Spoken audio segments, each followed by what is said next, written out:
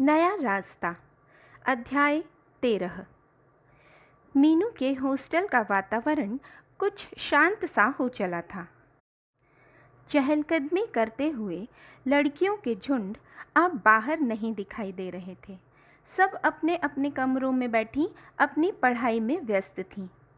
उनकी परीक्षा शुरू होने में सिर्फ 15 दिन शेष रह गए थे। मीनू बचपन से ही पढ़ाई में विशेष रुचि रखती थी। परीक्षा के दिनों में तो उसे खाने की भी सुध नहीं रहती थी। वह आजकल कॉलेज भी नहीं जा रही थी। परीक्षा से पूर्व का अवकाश चल रहा था। वह हर समय अपने कमरे में अपनी पुस्तकों के साथ रहती। जब पढ़ते पढ़ते थक जाती तो अपनी सहेली माया के साथ बैठ 5 मिनट बातें कर लेती।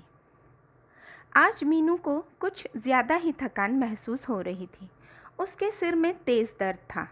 वह अपनी किताब पेट पर रखकर तकिए के सहारे लेट सी गई। मीनू का चेहरा बुखार के कारण तमतमा रहा था।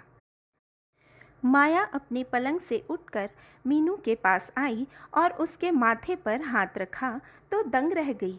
उसका शरीर ज्वर से तप रहा था। उसे इस हालत में देखकर माया स्वयं ही उसके लिए दवाई लेने चली गई। इस समय मीनू अपने कमरे में अकेली थी। तेज़ ज्वर के कारण उसके सारे बदन में दर्द था। ऐसे समय में हर किसी को अपनी माँ की याद आती है।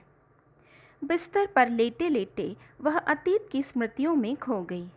एक बार जब वह 8वीं कक्षा में पढ़ती थी तब उसे तेज़ ज्वर हुआ था।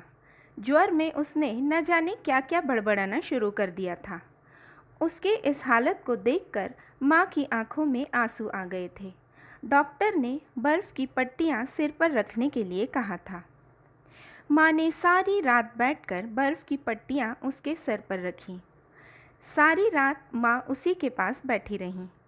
सुबह जब उसकी आंखें खुली तो माँ के चेहरे पर सारी रात जागने की थकान स्पष्ट दिखाई दे रही थी, परंतु उस समय तक मीनू का ज्वर उतर चुका था। इस बात का उन्हें संतोष था। आज मीनू को अपनी माँ की याद आ गई। यदि माँ होती तो उसकी कितनी सेवा करती। कितना तेज़ दर्द था शरीर में, परंतु यहाँ मीनू किससे बदन दबाने के लिए कहती। माँ तो स्वयं ही उसका सिर दबाने बैठ जाती थी। परंतु माया भी मीनू का कम ध्यान नहीं रखती थी। मीनू को ज्वर से पीड़ित देखकर वह स्वयं ही दवाई लेने चली गई थी।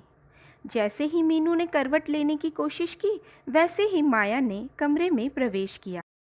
वह डॉक्टर से मीनू के लिए दवाई लेकर आ गई थी।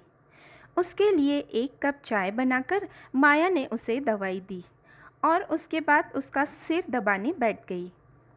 कितना अच्छा लग रहा था मीनू को इस समय। कितना अपनापन आ गया था माया के व्यवहार में। मीनू का मन माया के प्रति स्नेह से भर गया। सिर दबाने से मीनू को इतना आराम मिला कि ना जाने कब उसे नींद आ गई और सुबह ही उसकी आंखें खुलीं। प्रातःकाल जब मीनू की आंखें खुली तो उसके शरीर का दर्द समाप्त हो गया था। ज्वर भी कम लग रहा था। माया अभी सो ही रही थी। शायद देर रात तक पढ़ी होगी। मीनू ने अपनी करवट बदली और माया की ओर मुँह करके लेट गई। सोती हुई माया को देखकर मीनू के हृदय में उसके लिए प्यार उमड़ पड़ा। घर से बाहर रहकर दूसरे लोग ही तो अपने हो जाते हैं। माया की जब आंखें खुली तो मीनू की दवाई का समय हो गया था। वह तुरंत बिस्तर से उठी और उसने मीनू को दवाई दी। दूसरे दिन मीनू का ज्वर उतर गया था। 2 दिन की बीमारी में ही मीनू को काफ़ी कमज़ोरी हो गई थी। कुछ ही दिन पश्चात मीनू की परीक्षा शुरू हो गई थी। उसने काफ़ी लगन, मेहनत व साहस का परिचय दिया। उसके सभी पेपर अच्छे हो रहे थे। अब उसे इंतज़ार था अंतिम पेपर का। कब उसके पेपर समाप्त हों और वह अपने घर जाए। अपनी माँ, पिताजी, भाई बहन से मिले उसे बहुत समय हो गया था। आज कितनी खुश थी वह। उसकी परीक्षा समाप्त हो चुकी थी। कितना उत्साह था उसके हृदय में अपने घर जाने का। कमरे में पहुँचते ही उसने अपना सारा सामान संवारना शुरू किया। परीक्षा के दिनों में वह अपने कपड़े नहीं धो पाई थी, इसलिए उसके सारे गंदे कपड़ों का ढेर लग गया था। उसने अपने गंदे कपड़े एक बैग में भर लिए। दूसरी ओर माया भी अपने घर जाने की तैयारियों में लगी थी। उसने भी अपना सब सामान लगाया। वे 2 महीने की छुट्टियों में अपने अपने घर जा रही थीं। माया व मीनू दोनों एक ही साथ हॉस्टल से अपने घर जाने के लिए निकलीं। उन दोनों के घर के रास्ते अलग अलग थे। मीनू को मीरापुर जाना था तो माया को अलीगढ़।